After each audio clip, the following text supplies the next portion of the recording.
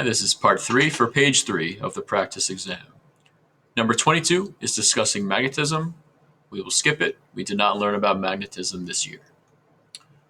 Number 23, a beam of monochromatic light at this frequency. Once again, like I said in a previous video, when you see this amount of frequency, 5.09, 10 to the 14th, that's a code that we're dealing with the refraction index. So that's the frequency that all these index values, these n values, are referencing. What is the wavelength of this light in lucite, given that the wavelength is 589 nanometers in air?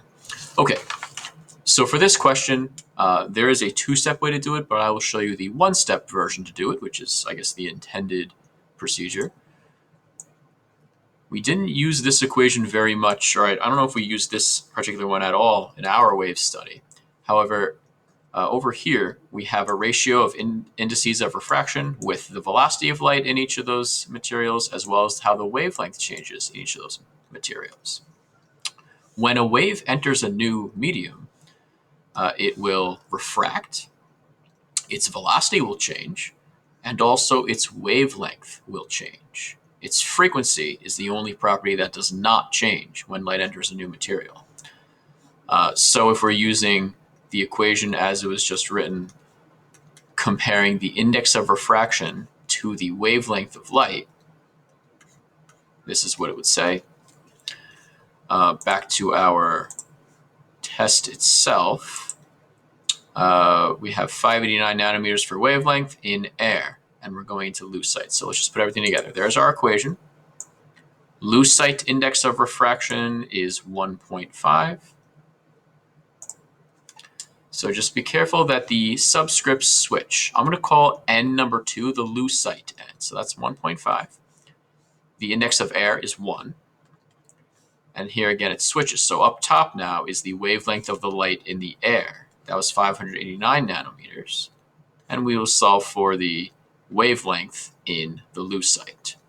Following the math through, we will get an answer of, let's see here. Well, we're dividing out by 1.5, so we're going to get an answer less than 589. Not all the way down to 150, though. Choice 2 is the answer we're going to look for, or rather, the choice we want for this question. Number 24, if the amplitude of a sound wave is increased, there's an increase in the sounds. This is another definition question. Amplitude is analogous to volume, loudness. 24 is choice 1. Number 25, we have an positive and negative plates with an electric field between them. Now the electric field lines are not drawn, but we're focused on a point just about center between those plates. Compared to the magnitude of the direction of the electrostatic force, if we put an electron at point P, the force on a proton would be what?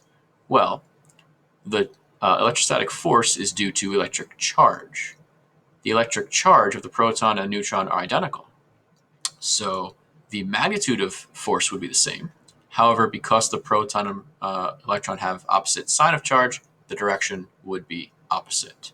The electron would want to go up, while the proton would want to go down if they started at point P. So let's see, I guess choice 2 describes that situation. Number 26, sound waves at the same point simultaneously.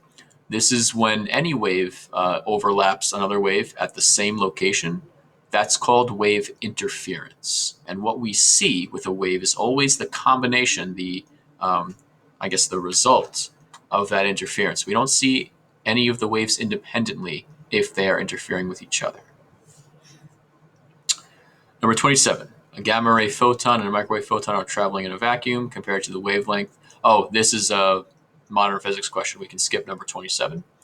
Same with number 28 and with 29. And 30. So in fact, I'm sorry. Going back to 27, we can solve this because this is only about the spectrum itself, not about the particular amounts of energy they carry. I misread that a moment ago. Gamma ray versus Microwaves is the subject of number 27. We want to compare the wavelength and energy. So I suppose we didn't learn about the energy per se, but we did learn about wavelength. So we could, I guess, answer half of this question. All we have to do is look at our chart here. Gamma rays on the wavelength scale are the smallest. Meanwhile, all other waves, including microwaves, will have a higher wavelength. So at least we can compare that. However, the energy, not really a fair part of the question because that's a modern physics thing.